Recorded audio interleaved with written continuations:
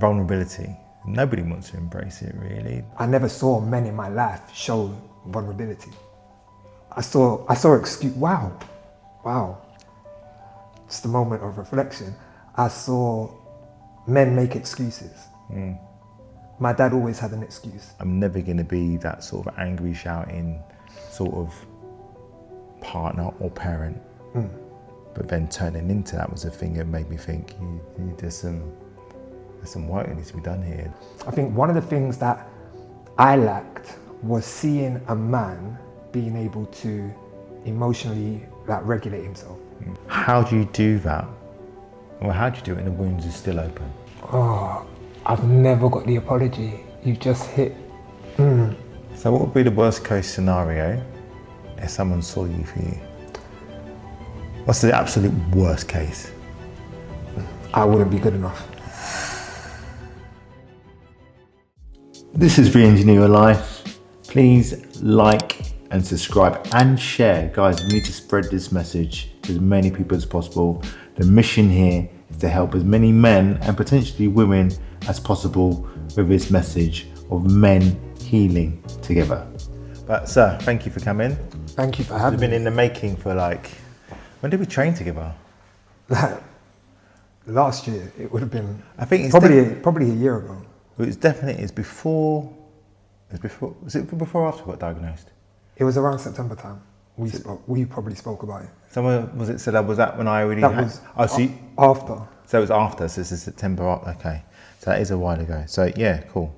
Yeah, so, and I know your mission, generally, like your whole channel, Raising Boys to Men, about fatherhood and co-parenting, and these are two subjects I'm very passionate about, especially in the male space. I commend you on all your good work and spreading the good word. It's really important. This work is really important, and it's very clear to me that you've done the work on yourself. Okay. But you've obviously worked through some obstacles, through a separation, parenting. Listen, parenting in this current climate is tough. Yeah. Especially with young men of colour, but co-parenting in the current climate. Different what? I take my hat off too soon. No one ever sees me with my hat off. That's what I look like. I take my hat off, man. The hat's off, that means a lot, yeah. So the general idea is not an interview, it's a conversation, but I do kind of set it up with a few questions to kind of guide us and guide us through it. Yeah, no, of course. Okay, so your father was absent when you were growing up. You saw him a handful of times, and I know this through kind of watching your content. What did that do to you, and when did you decide the pattern would stop with you? So to just give some context, so for those that don't know, I grew up on an estate. So I always say I'm the result of my dad stepping out of a relationship and having me. Right. So he was in a relationship with someone, had my sister, whose birthday is a day before mine, but she's a year older. So when you do the maths, he had her 3 months later, cheated with my mum. I'm the result of that. A couple of years later, after I was born, we got housed on the same estate that he was living. Where was that? West Croydon. Derby Road? No, Nelson, it was behind KFC. Yes, Derby Road estate. It might be called that, yeah. So that's where I was raised until the age of 9. So we're living on the same estate as my dad and his family, but I'm kind of not claimed.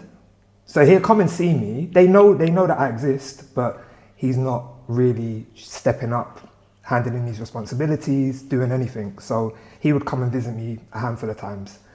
We then left that estate when I was 9, moved to a new estate. I remember he came to see me and he was like, things will be different. Sorry for how things have been. Took me KFC, bought me chicken and chips. So I'm like, I'm content. I'm getting chicken and chips. My dad's making all these promises. Things are going to be different now. Mm-hmm. He then disappeared until I was about 16. So one of my biggest issues was the back and forth. 1 minute he's there, next minute he's not, then he's coming back. The promises, the lies, all of that had a much more deeper impact than, to me, had he just not been there. Right. How did you internalize that? And how did that play out? You know what it is? You don't know what you don't know. So for me, as a kid, my mum was giving me everything I needed. So I never felt I'm missing something. There wasn't a void of like, I'm missing anything physical, as in like, okay, I haven't got clothes, I haven't got food, I haven't got this, I never felt that. As I grew up, I started to feel like I'm missing connection.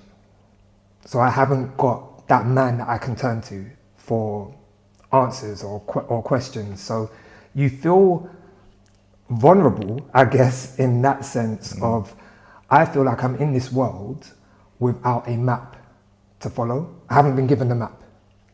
So I think that's what I noticed. And that was only as I started to grow. It was like, I feel like I'm missing information, I'm missing knowledge. I guess you figured that out after doing some work. I mean, I think my experience of that, because it's like to have a bit of a back and forth. So I try not to incriminate my family too much. Right? If I say too much about certain things. And I've kind of mentioned it in episodes before. So my father was present to a degree.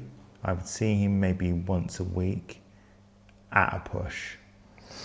And I feel that, for me, that not having that man around to guide me meant that in later years, I would look for father figures in all different areas of my life, but not necessarily the right people. Even when I think about somewhere I used to work in a relationship that I had, like, we were talking about, we came in about where I was in a shoot the episode, and the episode not being filmed there, and then recognizing the pattern of like choosing unavailable people is something that I learned from my earliest childhood relationships. Like I kind of I wouldn't say seek solace, but people that are unavailable, to me, there was an attraction there because it was what I learned as a child. Any sort of identification there at all, or? I feel like his absence or lack of presence caused me to, I always say this, I ended up playing the man of the house role. Right. So when I look at a direct impact, it was more feeling like there's no man here to protect my mum. That's my responsibility. There's no one here to share the load of bills with my mum. That's my responsibility. And you're taking on this kind of almost like partner role to your mum rather than child. So you're aware of bills, you're aware of when money's low, you're aware of when things are needed, and that shouldn't be the responsibility of a child. That should be what the man, whether he's in the house or not, is helping ensure is taken care of, so that you as the child don't have to.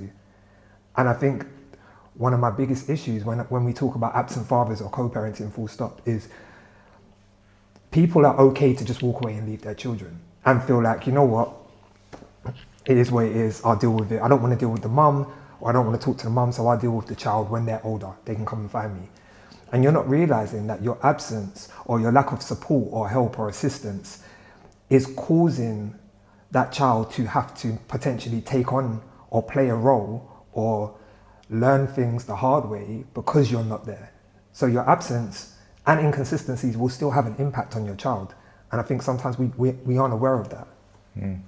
So I would say, yeah, it was having to take on certain roles. So do you feel like you potentially missed out on some of your childhood? Oh, 100%. 100%. We had a man, my mum got a boyfriend when I was in year 7. My mum, and he moved in really quickly. I remember him handing, it was in the estate, it was one of my friend's parents' friend, right? And I get called over and he's like, yo, give this to your mum. It was a letter.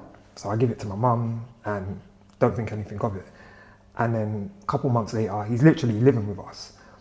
and he turned out to be abusive. So I remember one day, this is the one that just stays in my head. One day I woke up and I'm hearing like shouting in the hallway. So I run into the hallway and he's got my mum up against the wall. So I'm like 11, 12 at the time. So I run over to protect my mum. That energy turns towards me and he just flung me. And it weren't even that he was big. And I think this is one of the things that irritates me now. He wasn't a big man, but at that stage of life, he's big. But when I look at how men are now, I'm like, he was small. And I think that's probably why as well, like he was lacking confidence in himself or whatever. But he flung me and my mum said to me, just go to school. Like, just get out of the house, go to school. So I went to school that day. We didn't have mobile phones. We didn't have anything like that. So I'm at school. All I can think about is mum okay? Is mum okay? Is mum okay? And those are things where I'm like, those moments there, I look back and I'm like, okay, I didn't have a present dad that was looking after me. I didn't even have a man that showed me how men behave in a positive way. The examples of men I had was either absent or abusive. And I think when I really deep it, Ed, I was thinking about this the other day, I think one of the things that I lacked was seeing a man being able to emotionally like regulate himself. I think sometimes we're so focused on keeping arguments away from children, right? No, they can't see us arguing, they can't.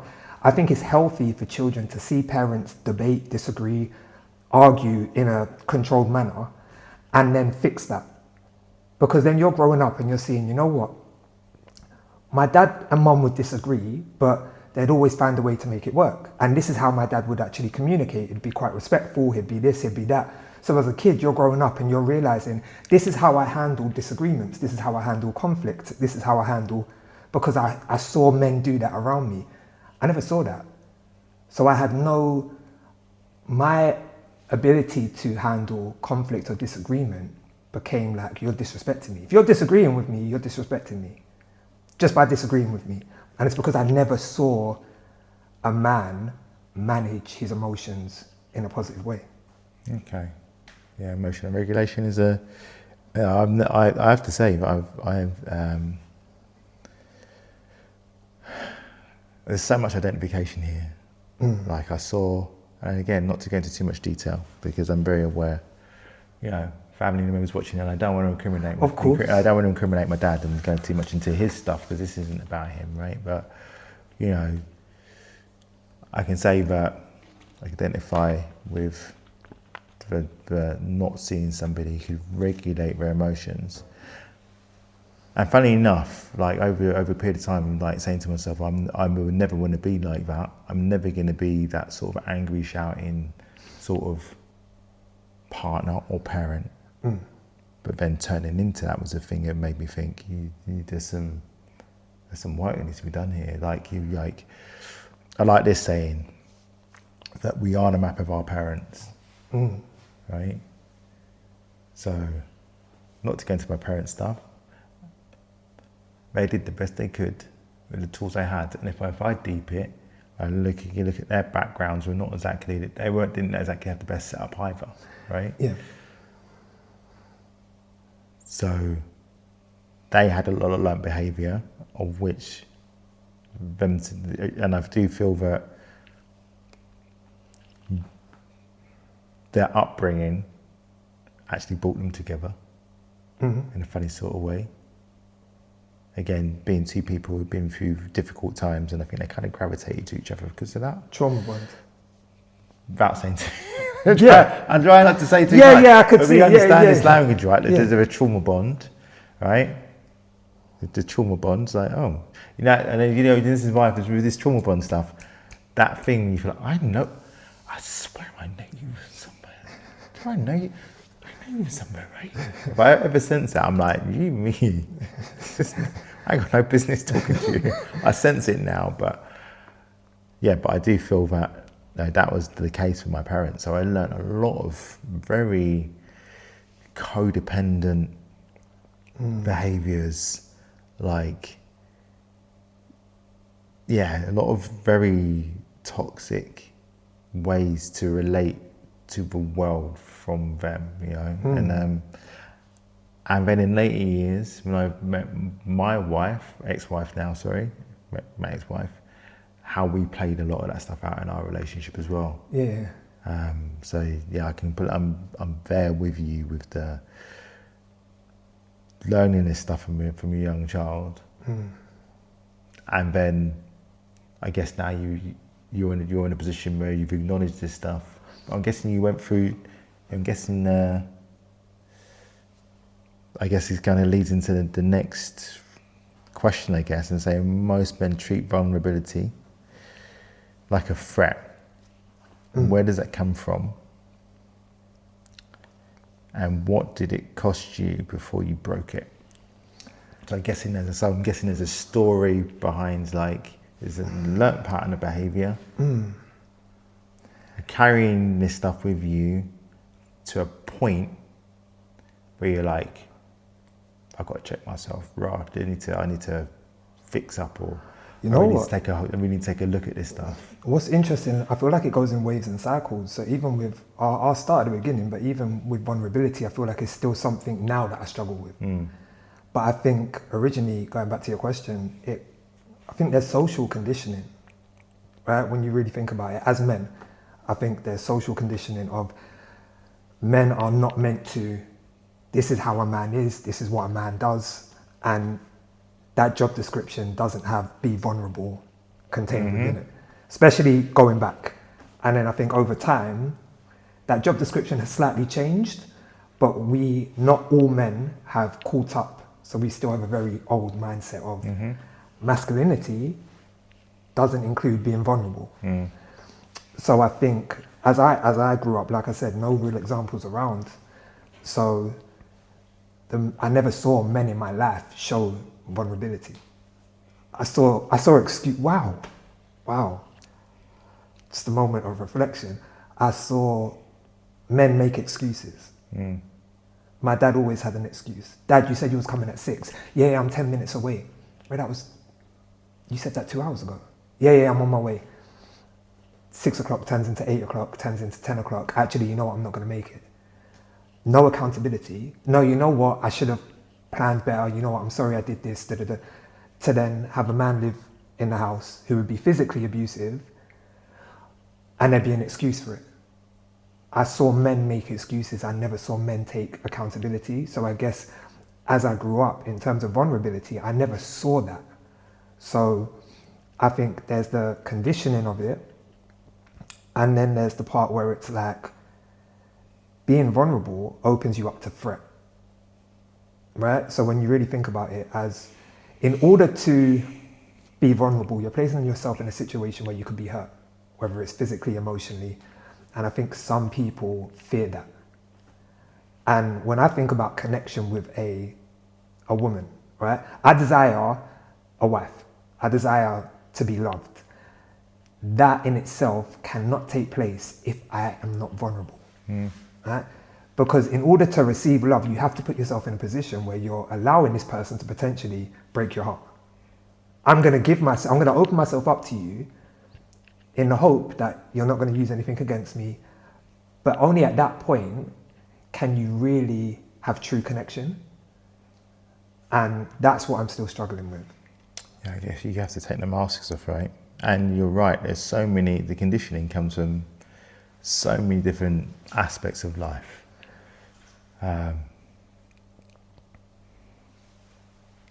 From parents, like you got your family of origin. You've got stuff. You've got how society sees you. In more complex ways of how society sees people of color. That even makes it even more complex. And imagine kids. It's a myriad of stuff. Imagine kids now with social media. It's crazy. Telling them what is what. Yeah, I mean that's that's a whole other episode. That is a whole other episode. Like navigate. I wouldn't look. The conditioning came. Look, what we had, like this is masculinity. He-Man, Marvel superheroes, DC comics, right? This is what men are supposed to be. right? And maybe a few TV shows, well, a lot of TV, all TV shows say, right? But now these kids are just utterly bombarded, both boys and girls, bombarded with either hypermasculinity or hypersexuality, and it's a minefield. Yeah. And it's overwhelming. This is going to be, we have to do another episode. This is going to be a whole, it's complete overwhelm because they don't know what it is like when they're, especially like girls are generally more, from my experience, girls are probably a little bit more mature. Yeah. But boys, their prefrontal cortex is not even anywhere near development. Not at all. Not at all. Not until like in the mid 25. Right? Yeah. We get deep in it, prefrontal cortex. Google it. Yeah. Google it, right? Not even developed, and they're getting all this stimulus and all this dopamine hits. So as well as misinformation, all these dopamine hits. Yeah. Constantly. I can't see the wood for the trees. Yeah. We've gone off on a tangent there, but like, I mean, I guess I like it all. The cost. And it's like we're running to, what did it cost you? It cost me everything. It cost me everything. For me, it cost me my marriage. It cost me living with my children. It cost me integrity because I wasn't a man of my word. I was like the person you described. So yeah. Like I wasn't reliable. I've seen my story, and I kind of shared it on an episode with Mac 10. It's like the reason why me and Mac knew each other because we are a background and we've been in recovery I've been in recovery for 20 years. Wow. Next month, I should say this month actually, when this episode's released, it'll be my 10-year anniversary. Whoop whoop, 10 years clean, right? Well, so again, I guess I hit such a rock bottom, but I ended up having to go to a place where vulnerability was an absolute must. It was so important, but I opened up and started talking about my stuff. It was the only way. Because that was the only way I was going to save myself. There's absolute only way. There's no way I could where I continue to wear the masks or stonewall it or not be open or lie. I had to be, because the thing is, if you're not being vulnerable, in my understanding, if you're not being vulnerable and if you're not opening it up, the person you're lying to most is yourself. 100%. You can't open it. You've got no business trying to relate to anybody else. So you're saying like you want to try and them in that romantic sort of setting. Yeah. And I don't think it's like, a lot of people, there's a cliche says like, you've got to learn to, there's lots of truth in this. You've got to learn to love yourself before you can love somebody else. Yes, true. Doesn't mean you have to love yourself completely before you love somebody else. But you have to at least give it a try to take a mask off at a time. It's not, it's not an easy road, especially again, with the current climate, right? We're going off a tangent. Like with electronics and dating these days, right? We're going for a bit of a tangent these days, and dating apps. Again, vulnerability. Nobody wants to embrace it, really. Nobody wants to trust because it's so disposable. Swipe, no, she's not good. That swipe. Yeah. There's like all face value. She looks about swipe. She's but swipe. Yeah. No one really. It's wants to take a risk, and invest, and even at the first opportunity with something going wrong, a lot of people are just ready to just bail because we're just not used to it. We're used to the quick fix of dopamine, the instant gratification. You know what? It's people like having, just don't want to connect. It's like having a fresh pair of white trainers. Yeah, you get a fresh pair of white trainers. You get the tiniest mark on them, throwing them away. I need to get a new fresh pair. I've got a confession. See, that's you, yeah? So the 6,000 you got on. I've got a white pair, but I've got 2 pairs. Because I come for one pair, got a bit dirty. I was like, right, I just these are my favourite shoes, I need to get them. But it is that feeling of like, you know what, I can always get another. Let me, and And it allows us, or it forces us to not appreciate that more. We don't look after things as much. We don't appreciate as much because we know that, you know, if this doesn't work out, there's always that. There was a new, bright, shiny thing. Always. And the grass always looks greener. People think the grass is greener. It's not very often greener at all. It's just a different shade of green. Or people think the grass is real. They see like that's not even real grass. What you're seeing there, that person you're seeing on social media, that's not really how they are. It's like, for example, everything you shared there. I'm like, I would never have known just by looking at you. I would never have known the story that comes with you. I would have just seen this well put together man that does BJJ, black belt, CrossFit, does all of these things, is well articulated, well put together. I would never have known everything that comes with you. But there's a story behind that. See, the story behind all that stuff is though. The story behind, okay, so the story behind BJJ and being the strongest person, being the fittest person, being the smartest person, all of that. These are some of the masks that people, right? This is the mask. So, re-engineer your life, right?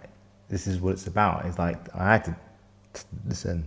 Being BJJ is like, BJJ black belt is like, no one else is ever gonna hurt me ever again.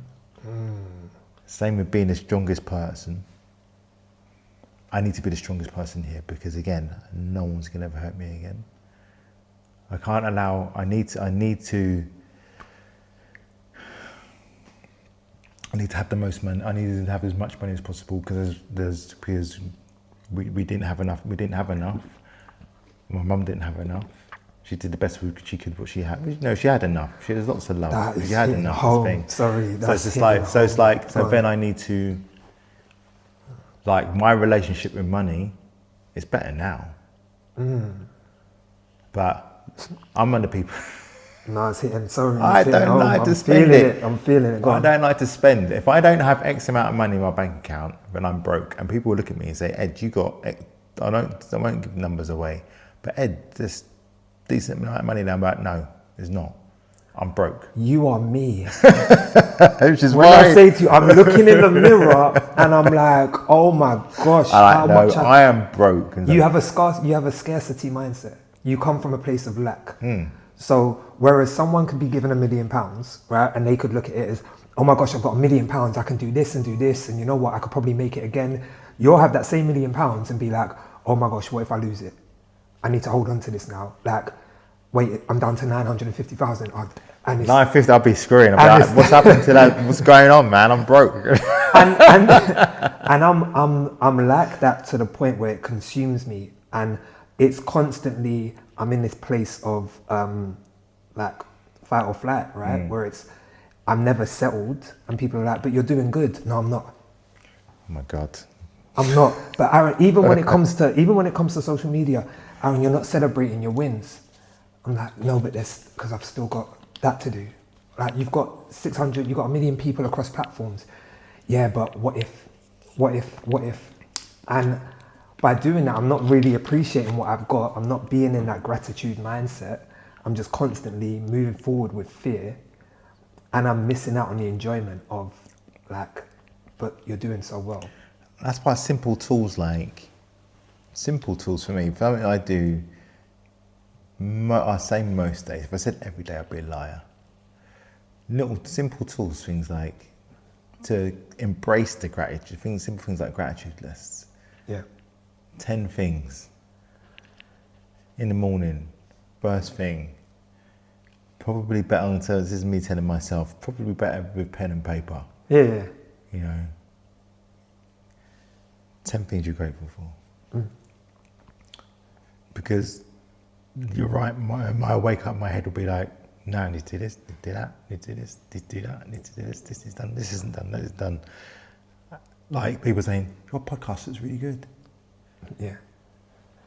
It looks really clean. It looks very professional. And I'm like, no, it's still not. But you know where it's from. But I do feel that to a degree, there's a kind of good side to that too, but I'm not satisfied with where it's at, which means I'm going to continue to push it and grow it. Yeah, of course. But I recognise Where's the healthy that balance? you need to find a healthy balance, and then you need to celebrate the wins and to take time out and to pause and to reflect. So you went public your co-parenting journey when it's hard. What made you share it instead of keeping it private? What was the kind of the impetus behind doing that? The same reason why I wrote the book. Right. Yeah. So Plug. So I've got a book coming out on the 10th of September called The Co-Parent, a toolkit for parenting together apart. And the reason why I'm so passionate about it is because co-parenting in general is not a niche section anymore. Like when I was growing up, I didn't know what a co-parent was. Right. I didn't even hear the term. I didn't know, okay, that's the single parent, that's this. As kids, you just know that's my mom, that's my dad, they're my parents. And then I get into relationships, I have a child early on, and I haven't seen how a man and woman parent together, let alone parent apart. So there was no tools to help me navigate that, to help me avoid the issues that I went through and that I put my child's mum through. There was no tools, no one to help me. I was one of the first to have children in my circle, so there was no guidance.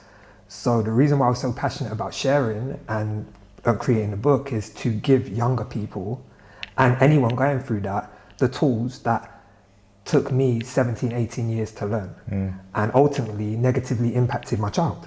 Right. Because you're seeing this conflict, or you're having these questions thrown at you that you shouldn't have as a child, or your dad is being difficult and putting you in certain situations. Again, lack of awareness. I want to provide everyone, man, woman, people that haven't had children, people that have children, with the tools to be able to place their children first. This isn't about them, it's about placing your child first. And if we can all do that, like really do that, our children benefit. Okay, this is a difficult landscape though. It's a very challenging landscape. If, I say my experiences, and I'm thinking, even though when I came in here, the guys are like, how are you? And after the conversation, we went to my fist down, I'm like, I'm sorry. I was like, nah. However, You was triggered? it's a lot, I'm not sure if it's triggered, maybe a touch. The word trigger, I'm very mindful about how I use it, because some people say, yeah, but anyway, that's a whole other episode. Yeah. Come back and do that one. But because, I mean, you know what, I always defer actually, and say, no, I wasn't triggered, I was 100% triggered. That in itself is beautiful, because She tapped right into my stuff. She tapped right into my cancer stuff. Okay. That's what it did. And she minimized my cancer stuff. Minimized it and said, anyway, I won't go into what she said because she will cuss me even more. Anyway, I feel she minimized my cancer stuff. And I probably didn't hear her on some stuff. And there are some points in our relationship where we can't hear one another. I can't hear what she's saying, she can't hear what I'm saying. And sometimes I feel like mediation between us would be great. However, we have the conflict. Like we might have a bit of conflict, right? This is probably going to lead into the next question, right? We might have a bit of conflict, but we have learned over time that we are going to have our conflict, but it's not the be all and end all. And ultimately, our goal is the same, whereas the children have to come first. But equally, I'd say this, I would challenge slightly and say, the children can't come first unless I'm looking after my needs. Oh, you have to. Right? You so have unless to I'm come looking first. after what my needs, and not getting into any sort of like enmeshment or like kind of codependent behavior, because that's like if I'm compromising myself unhealthily from my partner, that's not good either, because that effectively is behavior that children pick up on, that children learn. Well, I have to be small here because there's some difficulty going on, and I have to compensate, and I have to. It's a mindful, but I'm pretty sure this stuff's in your book. Yeah, it's. You have to sometimes be selfish for selfless reasons. So kind of, this is again, so this kind of leads into the next question. Co-parent asks you to put your children, and we covered this, to put your children first before the conflict. How do you do that? Or how do you do it when the wounds are still open? I think it's, so obviously you shared there that you had a conversation and you was triggered, right? And I think when I reflect back on my early co-parenting days, I would often be triggered, right? My child's mum was not the root, right? There may be something that happens which switches on a trigger that was already there. And that could have been from my dad, that could have been from my mum, but I'm reminded of it through this individual, and therefore everything now gets taken out on this individual. And there's actually a theory by a neuroscientist called Dr. Jill Bolt Taylor, right? And it's called the 90-second emotion rule. Have you ever heard of it? No. So basically, when we're triggered, or when we feel like that flush of emotion, that negative emotion that goes over us, they say that it lasts for 90 seconds. Right? That initial emotion of how dare they, oh my gosh, 90 seconds. We extend that when we re-engage with the thought process. So if we're now like, oh my God, I can't believe they did that. How did they do that? Could they? Oh. If we're continuing to replay it, we're allowing that emotion to continue and to continue and to continue. The key is in that 90-second window to disengage with that emotion. Pausing, breathing, removing the ego, thinking about the consequences. If we can just take 90 seconds to say, you know what, I know how I'm feeling right now. I need to disengage from this. What often happens, and what I was very bad at, in that window, I would react. So in this flush, I'm now reacting, and I'm reacting with something spiteful. I'm reacting with, I'm going to take something away, or I'm going to do this, or I'm going to respond in a message. It's understanding that we have to we're only responsible for ourselves. So when we feel a way, if we can own how we feel and find a way to disengage with it and regulate ourselves as men, it can delay or prevent so many things happening. We're not responsible for how a woman acts or how another man acts. We're responsible for our own actions. And I think that's what we need to focus on. How can and I see it in my comments all the time. I'll post a video, a man will watch the video. He won't listen to what's been said. He'll feel the trigger. How has this made me feel? Yeah? Or what hasn't he said? And because he hasn't said this, he must believe that. You're not listening to the actual words that have been said. Yeah, but what about men that have gone through this? We're not talking about that right now. And the two can both exist. But because you are triggered and feel a way, you're in the comments.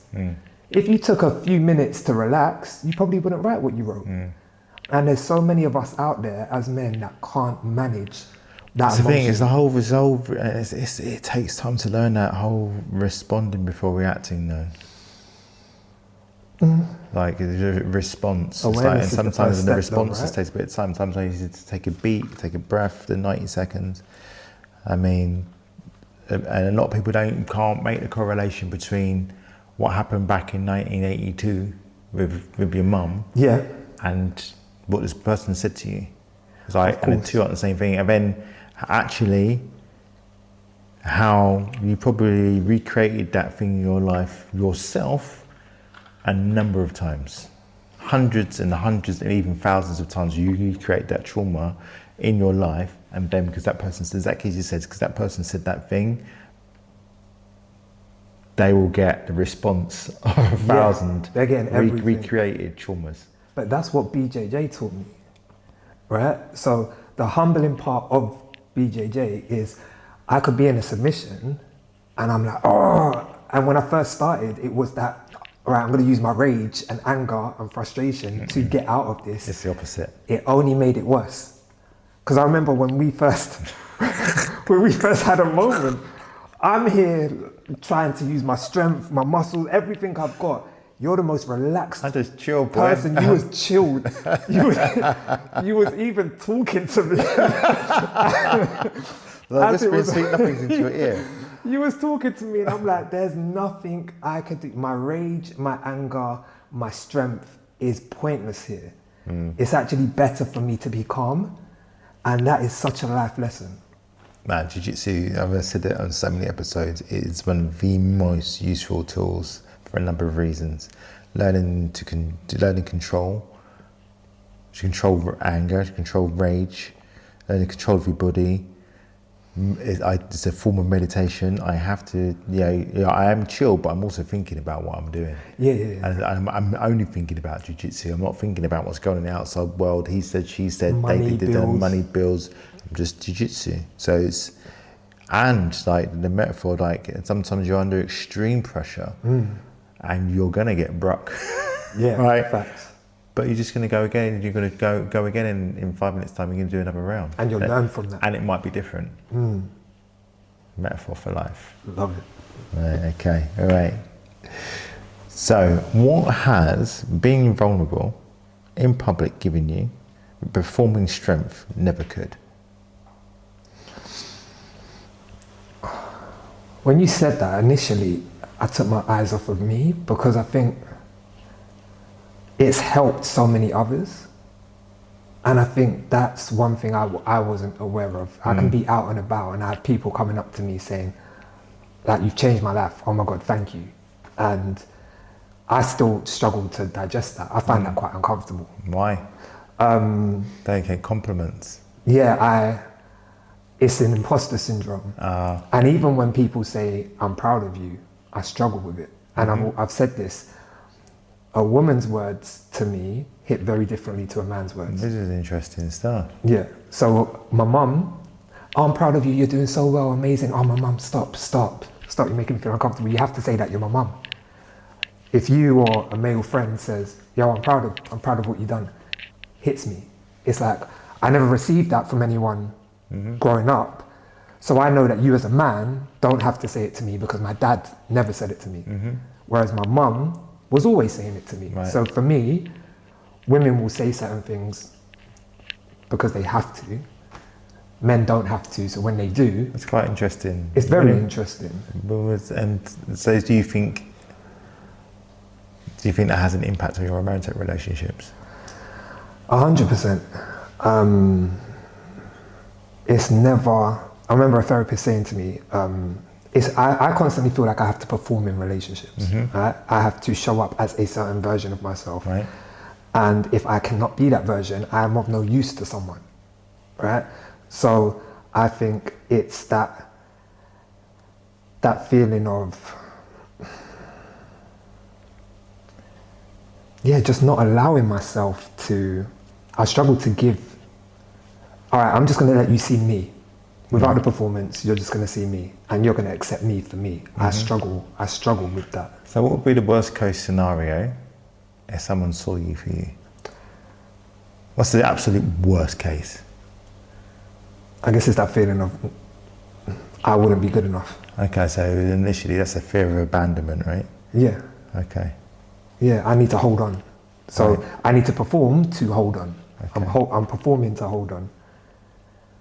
And I think, just going back, because it's just connected now, I think I always struggled as a kid taking directions, I guess, from a man, because I never heard a man's voice.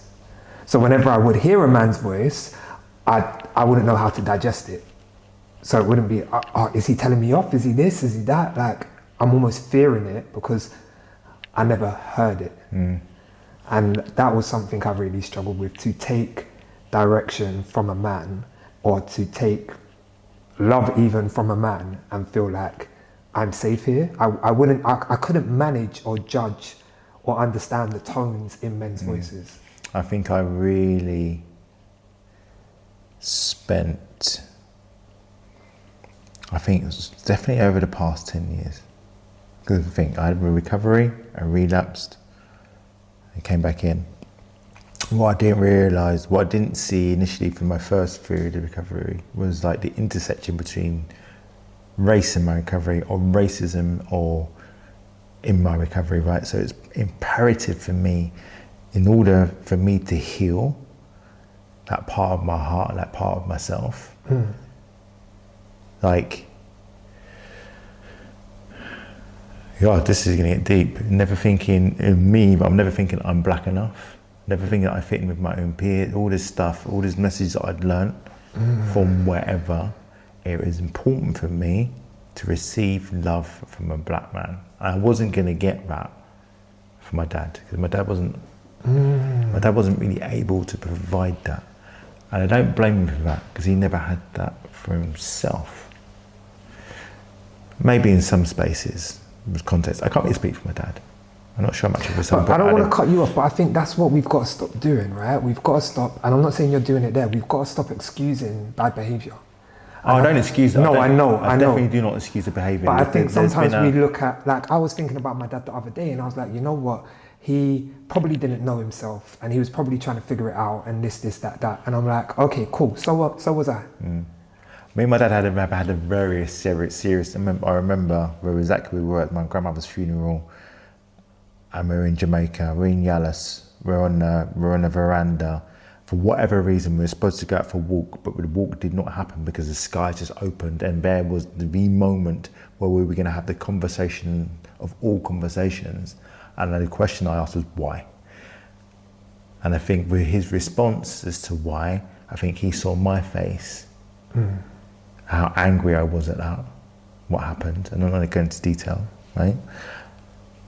And then he actually apologized, and that's when a lot of the healing started. But before I could have that conversation, prior to having that conversation, in my recovery, I made sure that I found myself in black spaces with black men who are able to express love.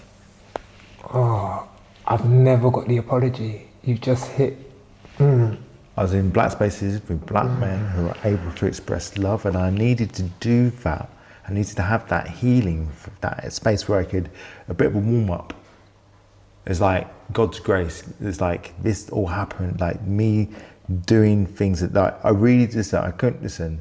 When I say I can't believe that happened at the moment, me and my dad, my cousin and my auntie, like, go for walk with your dad, go for walk with your dad. It's really important you go for walk with your dad, because they could see the dynamic was playing out between us in Jamaica. He's staying in one place, I'm staying in another place, they're staying hanging, and I'm like, I just can't do it because I don't want to deal with it. But then that thing happened on the veranda. I believe in something, but it wasn't a coincidence. But that rain started pouring because the universe said, now it's time to do this bit of work here. And I got the apology. And I wouldn't say we're like airtight, but we can talk. No, we can talk. That's beautiful. The biggest question of all. Okay. So are you ready? All right, okay. You have a choice of two genres. Two genres? What is the most underrated R&B or hip hop artist ever? Underrated.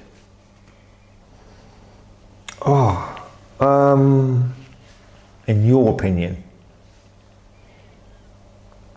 And I haven't really thought about an answer for myself, but you know. That's hard, because there's so many. I think I know who my hip hop one is, and I think you went to his concert and I saw, and I was like, you mofo. Everyone's got tickets to go and see this guy. I've not been to see him, and if he comes over, I miss him. I'm not going to say. I'm going to give you any clues. You know what? I went to see John B last night. How was that? At the Jazz Cafe. It was amazing. I got to interview him afterwards. Oh wow! It was incredible, and there's a part of me that feels like him, because when you look at his actual catalogue of music, it's phenomenal. And when you see him live and you see not only singing, like Amari was saying, how is he able to do, like he was playing keyboard and singing and doing this, and I'm like, he's super talented. There's a part of me that feels, I know it's like most underrated ever. There's a guy called Sam Salter, who I think was, rest in peace, was incredible. And he actually, Cisco has a song called Incomplete. And he's deep in it, the R&B point. He's like, and Boys to Men have a song called Colour of Love. And these are massive songs for both Boys to Men and Cisco. They were actually recorded by Sam Salter first, and on his album. The album done terrible. So what the record label then did is said, let's give these songs to other artists. Okay. So again, when I look at things that way. So there's a few in terms of hip hop. Oh, I would say hip hop, the one that sprung to mind for me, I don't think he gets the props at all. Talib. 100%. Talib Kweli.